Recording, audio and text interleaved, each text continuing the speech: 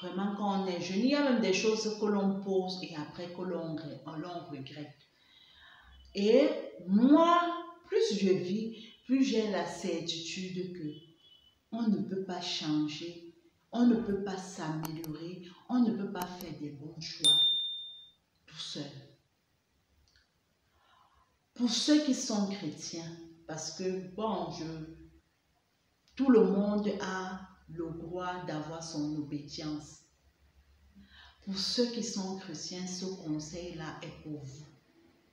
Quand tu es jeune, adolescent ou en puberté, prie beaucoup.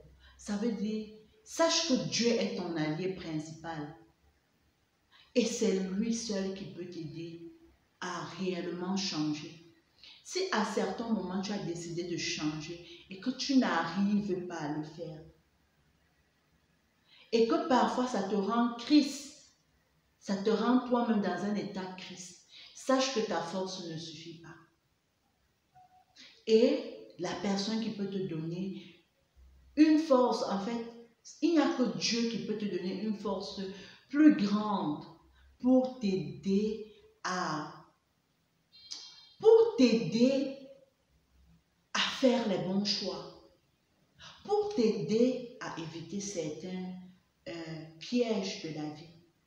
Mais surtout, il n'y a que lui vraiment pour t'aider à changer.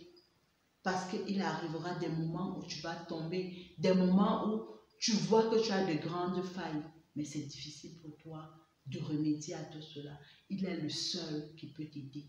À côté de toi, il y a tes parents. J'insiste toujours sur ça. J'insiste toujours sur ça. Tes parents t'aiment. Tes parents sont les seuls qui ont vraiment tout à perdre si tu ne réussis pas. Il faut t'approcher de tes parents. Il faut éviter, lorsque tu es adolescent, d'avoir des relations conflictuelles avec tes parents. Parce que c'est vrai que parfois, ils peuvent pécher par la qualité de conseil. Ils peuvent pécher parce que parfois, ils n'ont pas, comme je l'ai dit, les bons outils. Ils n'ont pas les bons outils. Parfois, ils se disent que la meilleure manière de te protéger, c'est de te surprotéger, c'est de te contrôler, c'est de te mettre la pression. Mais sache que les conseils qu'ils te donnent toujours sont pour ton bien. Peut-être que tu ne les prendras pas comme confident. Peut-être que tu ne les prendras pas comme soutien. Mais écoute toujours leurs conseils. Parce que ce que un sage voit en étant assis, de par son expérience, toi, tu ne peux pas facilement le voir. Donc, derrière ce papa ou cette maman qui bavarde, qui te met la pression, à certains moments quand tu es dans ta chambre, ne regarde pas seulement tous ces bavardages, parfois ces mots qui ont dépassé. Regarde le fond de la pensée. Regarde l'idée et le conseil qui est derrière et cherche à implémenter ça dans ta vie. Parce que généralement, ces conseils sont remplis de sagesse et d'amour.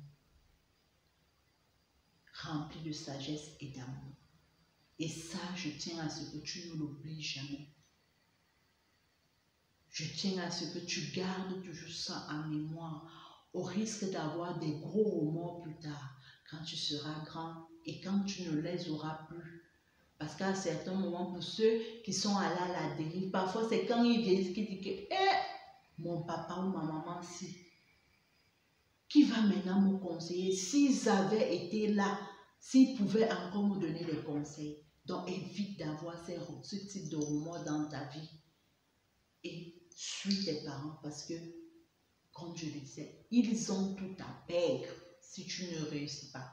C'est les seuls en fait qui ont tout à perdre. C'est les seuls en fait qui ont tout à perdre si tu ne réussis pas ta puberté, ton adolescence et si tu ne réussis pas à être un jeune homme ou une jeune fille équilibrée, une jeune fille qui a réussi ou un jeune garçon qui a réussi, qui est une bonne personne et qui a de la valeur dans la société, c'est eux qui ont tout à faire. N'oublie jamais cela.